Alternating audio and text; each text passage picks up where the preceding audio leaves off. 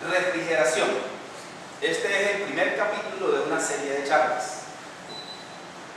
Para algunos es recordar lo que ya vieron en algún momento, para otros es algunos conceptos nuevos y para otros será el inicio dentro del tema de la refrigeración.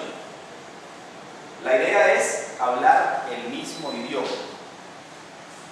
de manera que nos entendamos cuando en algún momento se pide o se solicita una asesoría. Empecemos por el concepto. ¿Qué es refrigeración? Refrigeración abarca muchos aspectos de la vida. ¿Alguien me puede decir en sus palabras qué cree o qué piensa que es la refrigeración? Cualquiera sea la idea que tenga.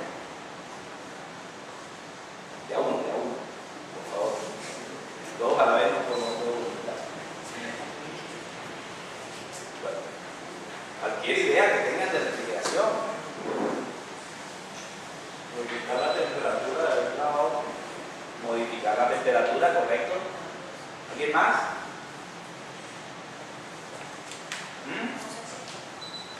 En las casas hay refrigeración, ¿cierto? En las neveras. Conservar los alimentos. ¿Qué dice la cementera? Ausencia de calor. Ausencia de calor, claro que sí. Es decir, en todos los aspectos de la vida nos vamos a encontrar con refrigeración. Refrigeración se utiliza en la industria para fabricar bombillas, se utiliza refrigeración para hacer madera aglomerada o contrachapada, se necesita refrigeración. En los laboratorios clínicos se necesita refrigeración, sin hablar de la industria farmacéutica, donde hay que mantener controlado el clima, se necesita refrigeración. Los computadores, cuando hablamos de rack de computadores, necesitamos refrigeración. Es decir, que la refrigeración abarca muchas áreas y en cada una de esas áreas se le llamó a la refrigeración de forma diferente. Entonces, llegó el momento de hacer un acuerdo y se llegó a ese acuerdo con un concepto. El concepto más aceptado para la refrigeración es el siguiente. Es el proceso que se realiza para sacar el calor de donde no se necesita y pasarlo a donde no importa ceder. Eso es refrigeración. Sacar el calor de donde no se necesita y pasarlo donde no importa ceder. Hablamos de sacar el calor. ¿Por qué sacar el calor? Si nos vamos a los conceptos de la termodinámica, dice que el calor no existe, el frío no existe. Existe la ausencia de calor. Y esto lo comprobamos con un termómetro. El termómetro mide calor. Los termómetros pueden llegar a 100 grados centígrados, estamos hablando de calor. 30 grados centígrados, estamos hablando de calor. Si hablamos de 5 grados centígrados, estamos hablando de calor. Si hablamos de menos 10 grados centígrados, estamos hablando de calor. Es decir, que lo que estamos midiendo es la cantidad de calor que hay en lo que estamos midiendo. El frío es una sensación.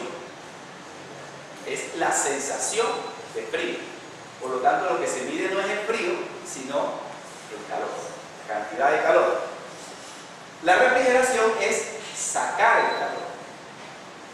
Un ejemplo de eso es una oficina. En una oficina que está separada del medio ambiente por medio de sus paredes y sus ventanas, en esa oficina instalamos un fancocho. El fancocho es un inexplico. Lo conectamos por medio de tuberías hasta una unidad condensadora que está en la parte de afuera. Todo el calor que hay dentro de la oficina se hace pasar a través del fan coil. Cuando el calor pasa a través del fan coil, dentro del fan coil se le absorbe el calor. Y ese aire, al pasar por el fan coil, sale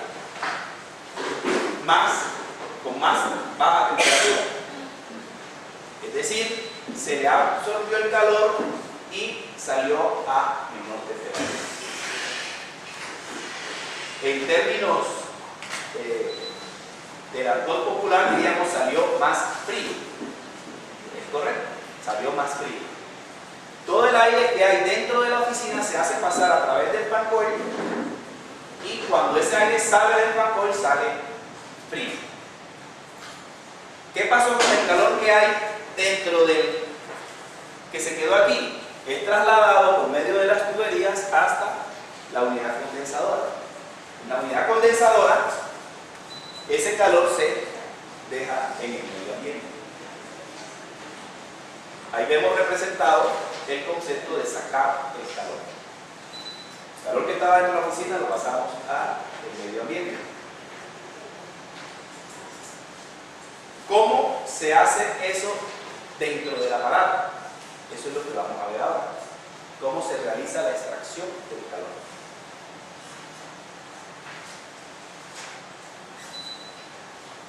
Los aparatos de refrigeración constan de 4 componentes principales o 4 secciones.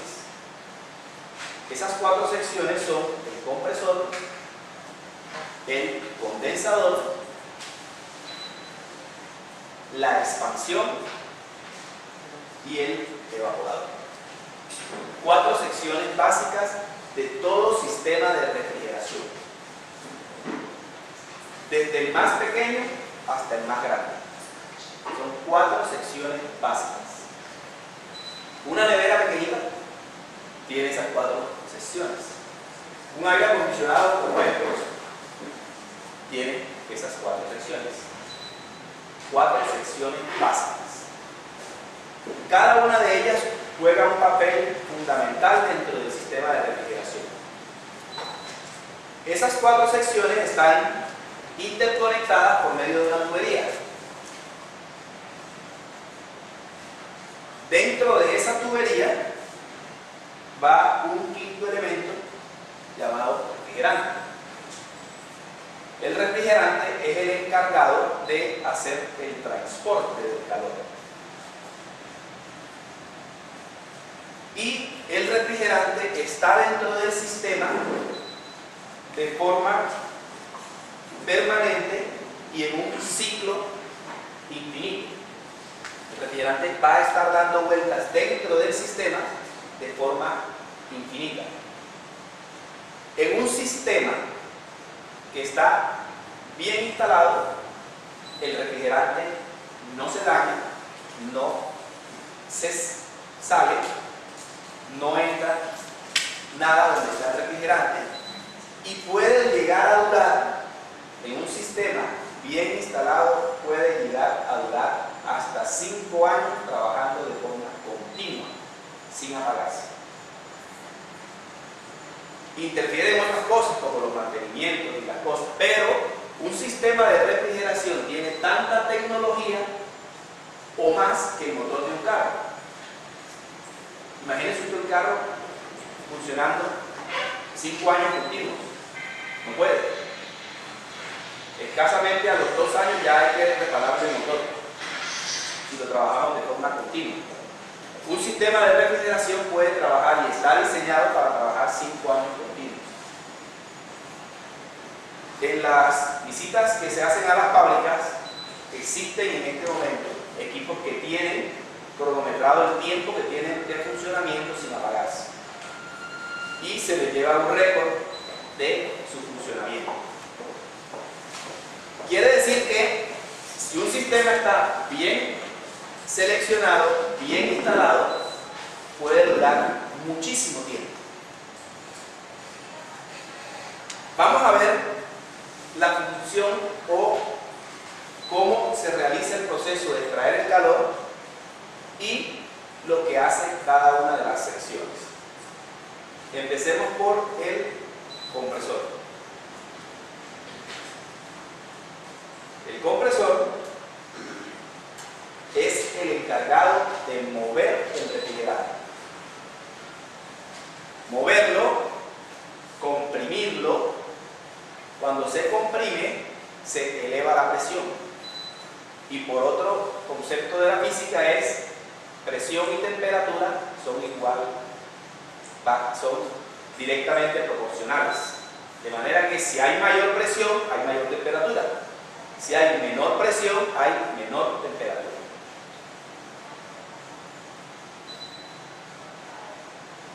El compresor comprime el refrigerante, eleva la temperatura y está diseñado para manejar el refrigerante en estado de vapor, es decir, en estado gaseoso. Los compresores no manejan líquido, manejan vapor de refrigerante.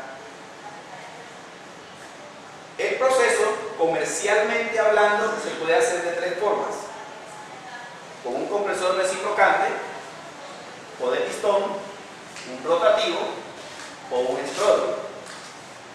Existen otros tipos de compresores.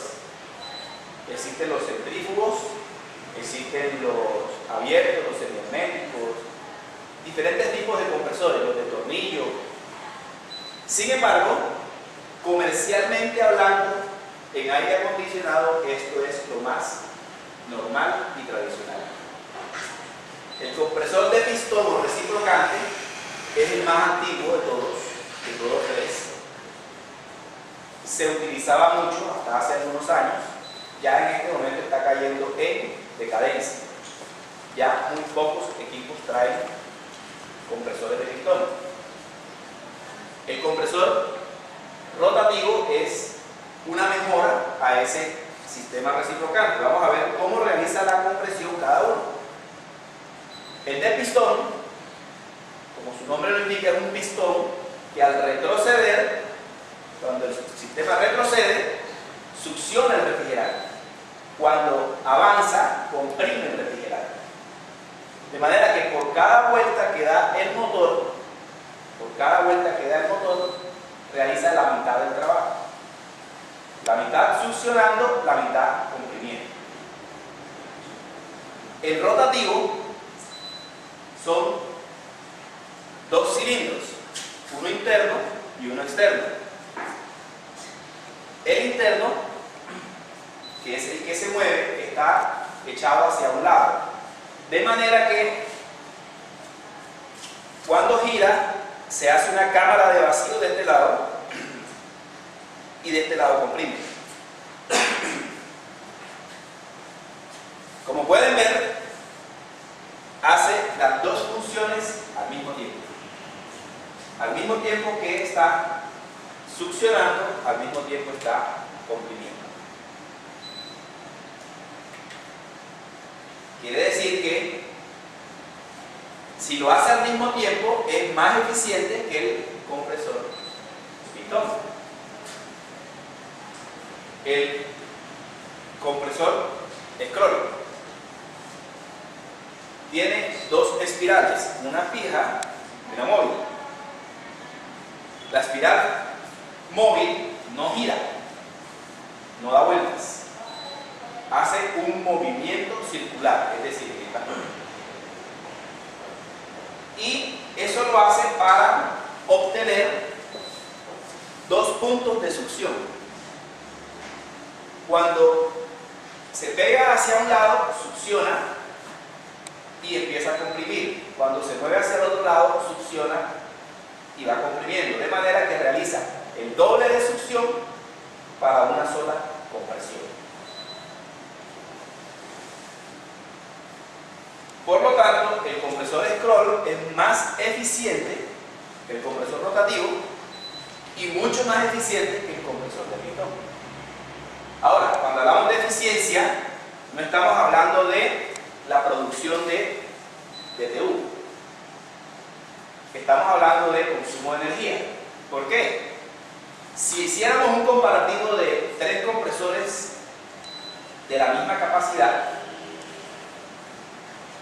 36.000 BTU, para producir 36.000 BTU necesitaríamos en el compresor de pistón un motor eléctrico más grande que en el compresor scroll para producir los mismos 36.000 BTU.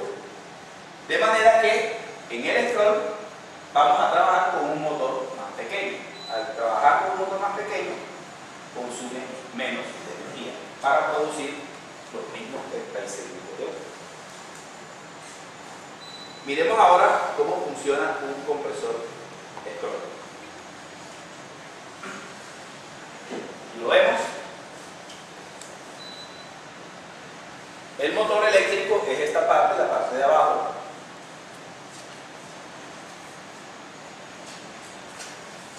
En la parte superior viene el sistema de compresión. La parte negra, esta es la tapa que cubre los scrolls.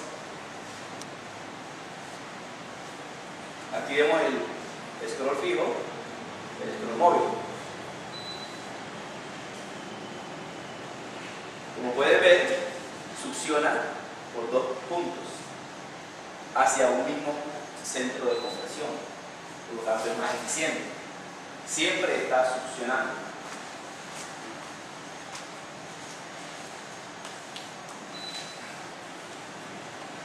Ahí vemos las únicas 2 piezas móviles, una guía y el scroll móvil. Al haber menos piezas móviles, hay menos fricción y hay más eficiencia. El compresor trae un sello en la parte de la salida de la compresión para que al momento de que el compresor apaga, el refrigerante no se devuelva.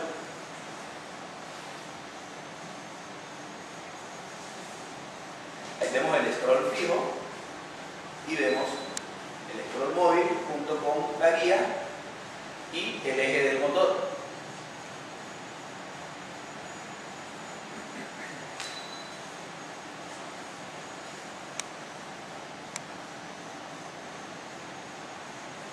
Ese es el movimiento que se realiza dentro del sistema.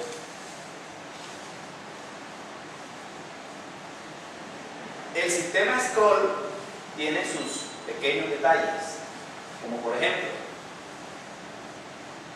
solo se lubrica con el aceite que va junto con el refrigerante. Es decir, que los scrolls se lubrican con el aceite que va con el refrigerante. No hay bomba de aceite. El mismo refrigerante lleva aceite y es el que hace que se lubriquen los scrolls. Este es un sistema de doble etapa para reducir la capacidad en algunos compresores, de manera que puede ahorrar todavía más energía reduciendo su capacidad.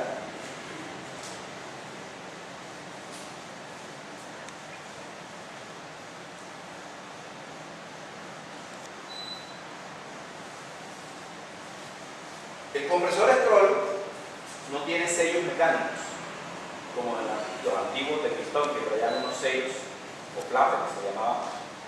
Los compresores scroll no traen ese tipo de sellos. Lo que mantiene la compresión separada, en la medida en que la está comprimiendo, es la película de aceite que hay entre los 2 scrolls. Es decir que si no hay aceite, no hay compresión, y el aceite llega al scroll con el refrigerante, de manera que si no hay refrigerante, no hay aceite. Por lo tanto, los compresores scroll no pueden trabajar sin refrigerante, no pueden trabajar en vacío. Aparte de eso, si no hay suficiente refrigerante, no hay suficiente lubricación, por lo tanto no hay compresión. Y si no hay suficiente aceite, puede haber rozamiento entre las partes metálicas y el compresor se puede bloquear. Entonces el compresor Stroll no puede trabajar sin refrigerante y tiene un mínimo de refrigerante para cargar el aceite, para poder utilizarse. Volviendo a la refrigeración, el vapor es comprimido aquí en el compresor y es enviado al condensador.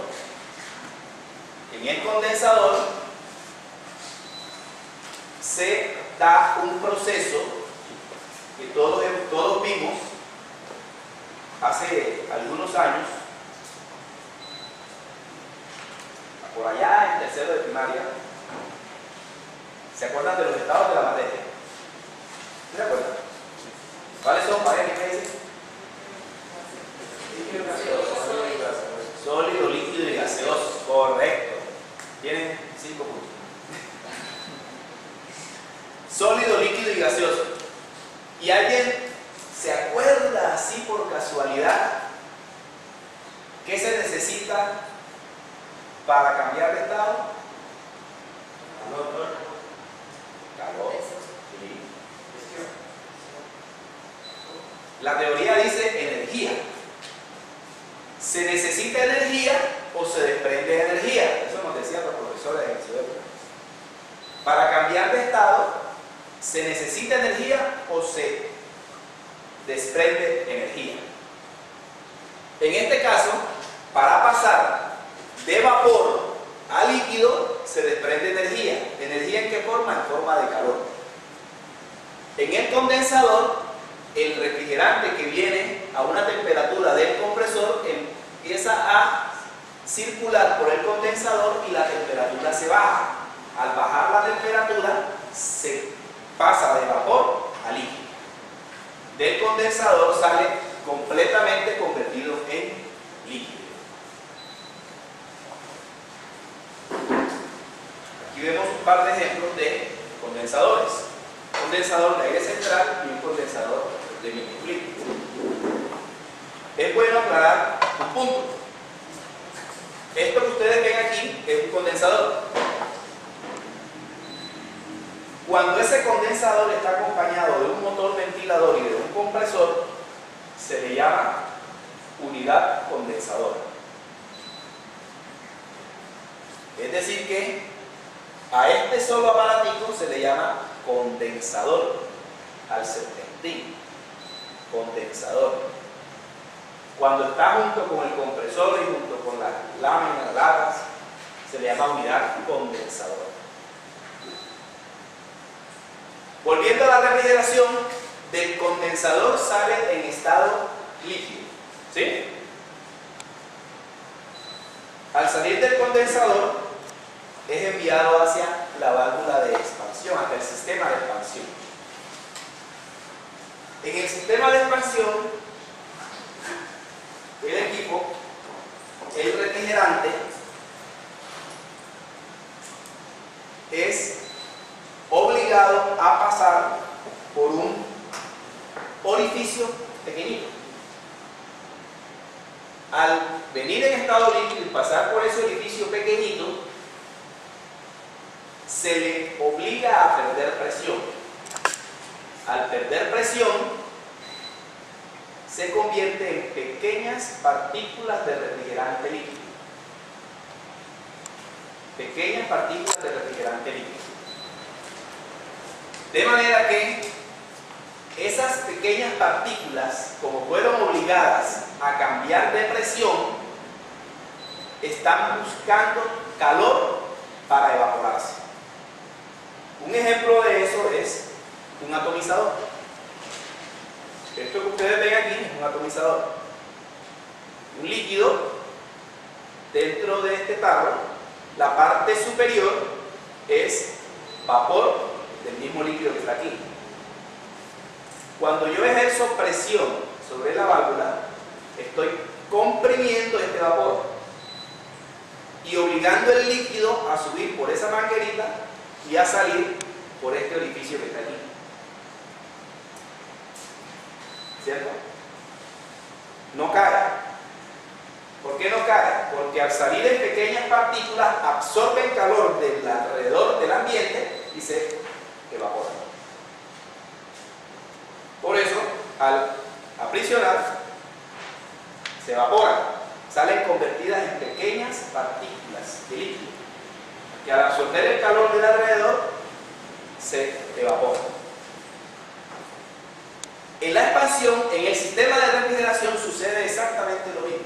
La expansión es obligar al líquido a pasar por un orificio pequeño. ¿Cómo se realiza? De tres formas diferentes. El sistema capilar o tubo capilar, el actuator, restrictor y la válvula de expansión. Los tres hacen lo mismo, pero con diferencias. El sistema capilar es un sistema fijo, es un sistema que viene en los equipos pequeños, como los equipos mini split.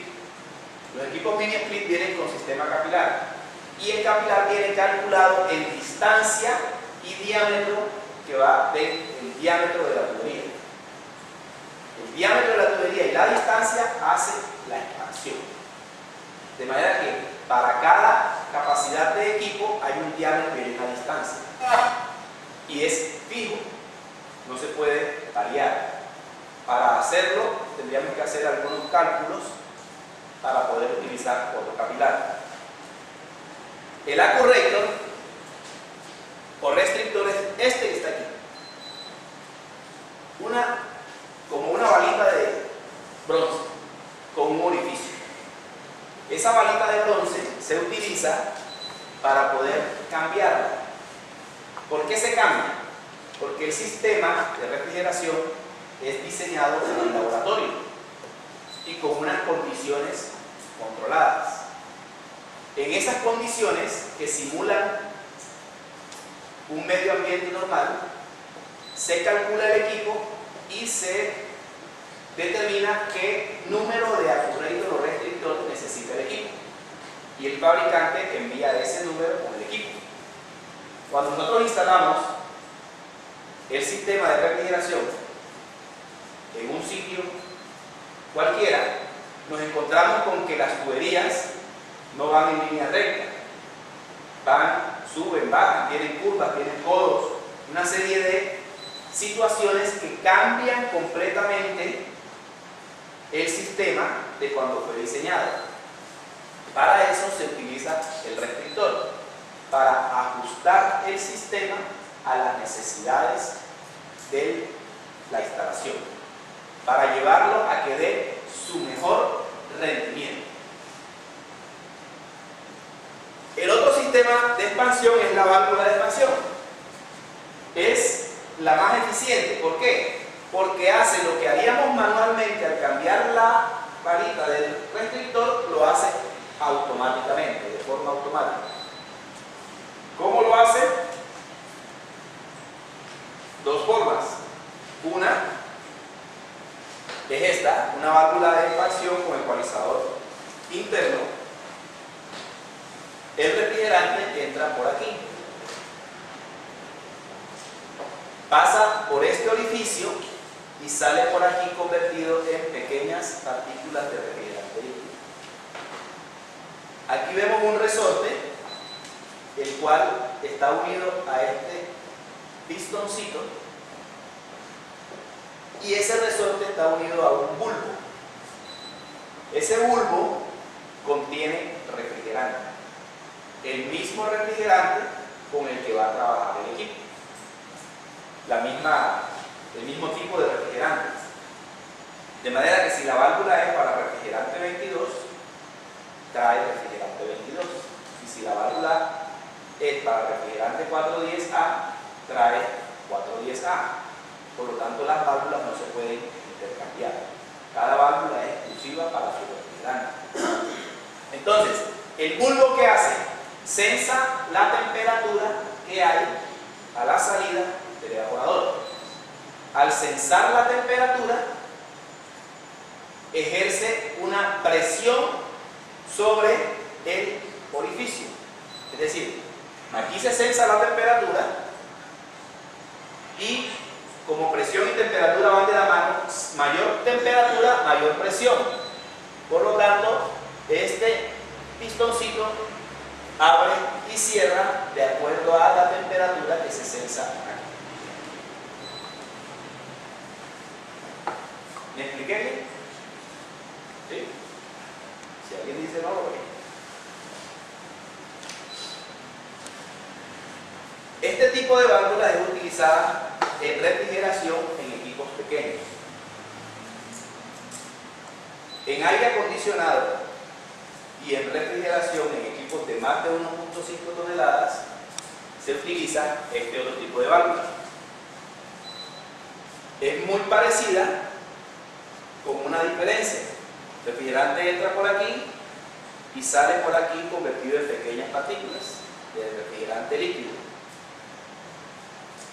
Aquí viene separado de este punto, ¿ya? Viene separado, de manera que aquí inyectamos refrigerante de la tubería donde está el bulbo para generar una contrapresión. La temperatura que censa el bulbo ejerce presión para empujar, la presión que trae el tubo ejerce fuerza para no dejar que abra. De manera que el movimiento del pistoncito es más preciso. Por lo tanto, es más eficiente.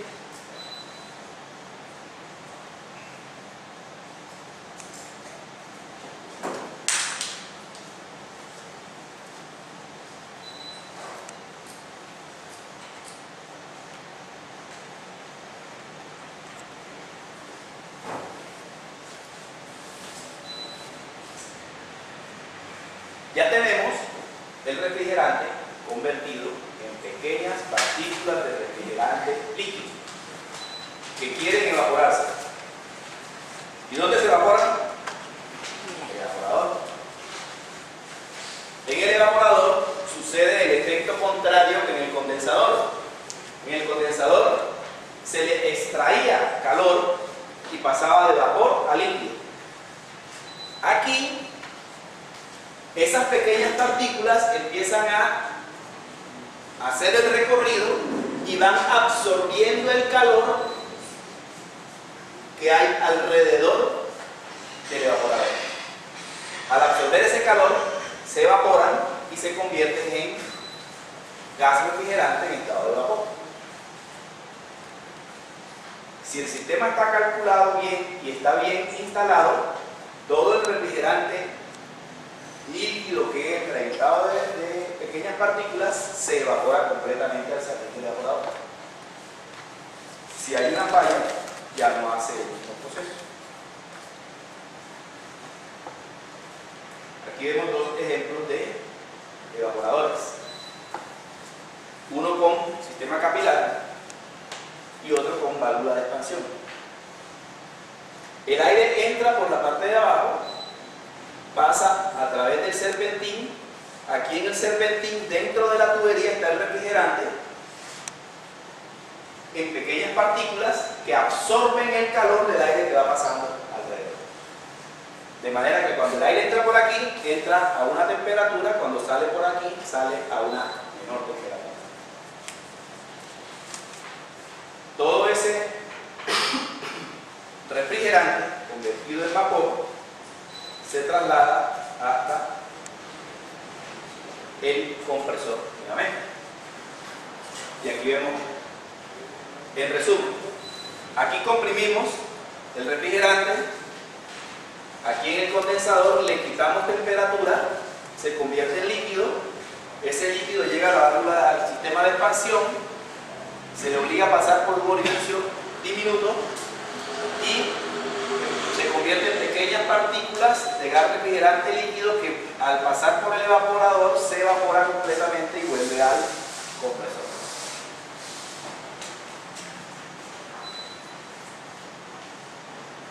¿Alguna pregunta?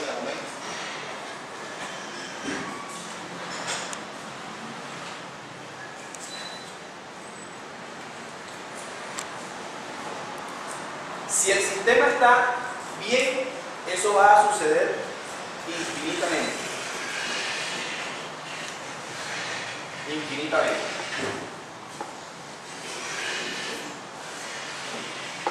Miremos ahora el quinto elemento, que es el refrigerante. El refrigerante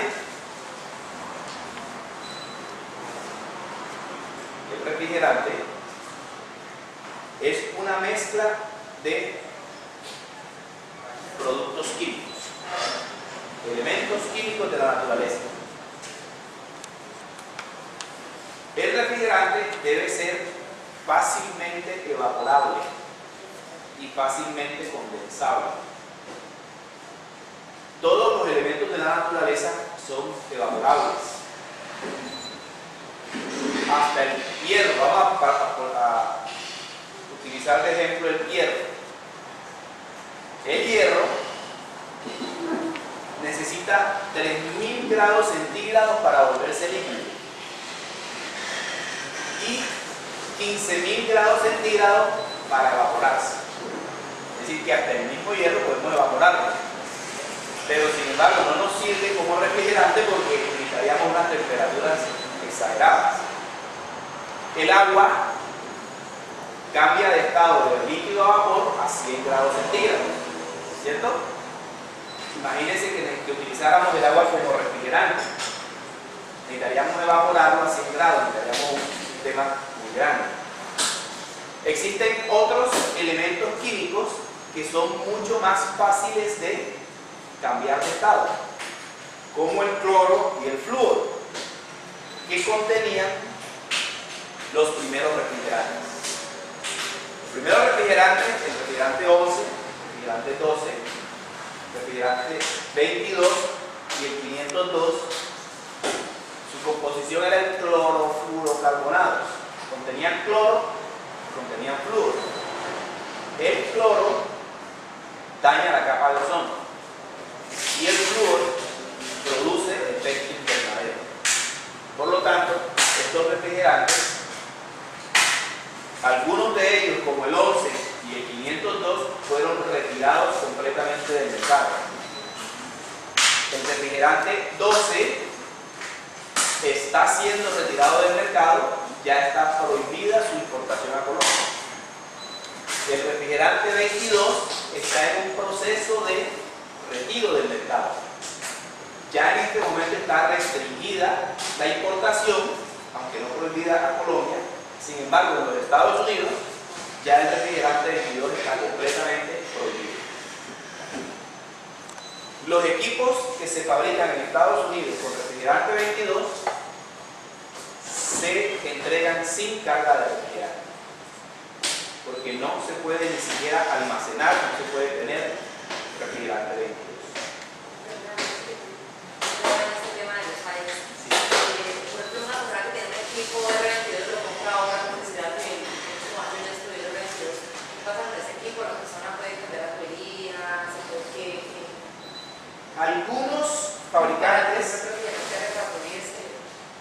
Algunos fabricantes tienen unos productos intermedios que son para reemplazar el refrigerante 22 cuando deje de comercializarse. Esos refrigerantes son intermedios y son temporales, son soluciones, digamos, a mediano plazo. Lo mismo pasó con el refrigerante 12, que era el utilizado en las neveras. Cuando se prohibió completamente el refrigerante 12, ya había venido un proceso de sustitución y todas las neveras nuevas vienen con 134A. Pero mientras se fue dando el proceso, había unos refrigerantes que se podían utilizar como reemplazo en los equipos que tenían R12. Lo mismo va a pasar con el refrigerante 22. Hay algunos refrigerantes que reemplazan el refrigerante 22. A ese sistema o a ese proceso de cambiar el refrigerante 22 por un refrigerante sustituto se le llama retrofit. Retrofit, que es cambiar el 22 por un refrigerante sustituto. Sustituto temporal. Porque el reemplazo ya definitivo fue el R134A que reemplazó el R12 y el 410A que reemplazó el R22. No se puede utilizar 410A en un equipo que tenía 22, porque el refrigerante 22 maneja menos presiones que el 410A. Para el R410A, para utilizarlo, se rediseñó completamente el sistema de aire acondicionado. Se cambiaron los condensadores, se cambiaron las válvulas, se cambiaron los evaporadores, se cambiaron los compresores. Es decir, que los equipos con R410A son equipos completamente nuevos, diseñados nuevos para trabajar con ese refrigerante. Los equipos con R22 todavía faltan tiempo. Tengo entendido, si no estoy mal, que es hasta el 2020, si no estoy mal, que deja de producirse el 22, según el protocolo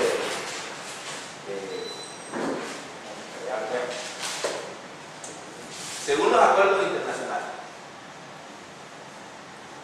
El R134 y el 410A son hidrofluorocarbonados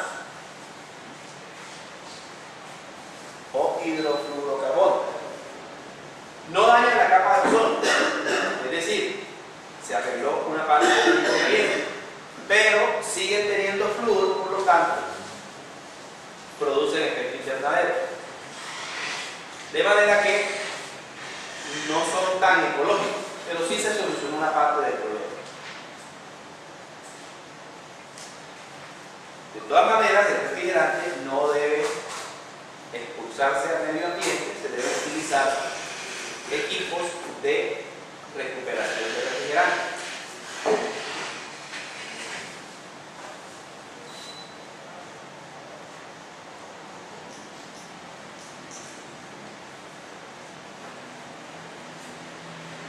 ¿Alguna pregunta hasta el momento?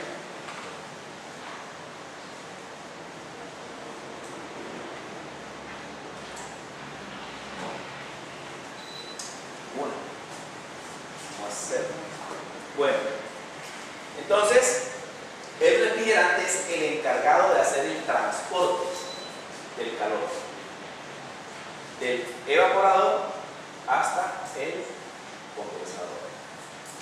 En el condensador se deja en el ambiente el refrigerante, el calor. Todos los sistemas de refrigeración usan estos cuatro componentes. Ustedes recuerdan la nevera de nuestras queridas madres o nuestras abuelitas. Todavía se venden algunas neveras de esas que se llaman convencionales, que tenían una patilla en la parte de atrás donde se colgaban las camisetas, los zapatos del colegio, las medias. Esa parrilla es el condensador. En la parte de adentro había una lámina así de aluminio que se llenaba de una escarcha que decía no se coman esas escarchas, ¿se acuerdan de eso? Ese mismo, ese es el evaporador. Y todo el movimiento se hacía por termodinámica. La termodinámica dice que el frío baja y el calor sube, el aire caliente sube. El condensador estaba en la parte de atrás de la nevera y en la medida que el aire se iba calentando, el aire iba subiendo y aire fresco venía entrando por abajo. Ese se llama un movimiento termodinámico. Dentro de la nevera sucedía lo contrario. El freezer o el congelador estaba en la parte superior. Cuando el aire el refrigerante absorbía el calor del congelador, ese aire se enfriaba y ese aire bajaba. Y el aire que estaba abajo, caliente, subía. Y empezaba a haber un movimiento termodinámico del aire. Ese era un sistema que se podía decir que era muy eficiente energéticamente, porque con el único elemento electromecánico era el compresor, que era una bolita negra así que estaba en la parte de abajo. Ese era el compresor, que era lo único electromecánico. Pero en la medida en que se fue necesitando más refrigeración, mayor tamaño, se necesitó mejorar ese sistema y se incluyeron ventiladores. Dentro de la nevera se incluyeron ventiladores y para el condensador se redujo el tamaño y también se le puso un ventilador para hacerlo más eficiente. Pero el sistema sigue siendo el mismo: condensador, compresor, expansión, evaporador y un refrigerante que realiza todo el transporte de ese calor. Y hasta aquí el día de hoy. Preguntas. Acepto preguntas.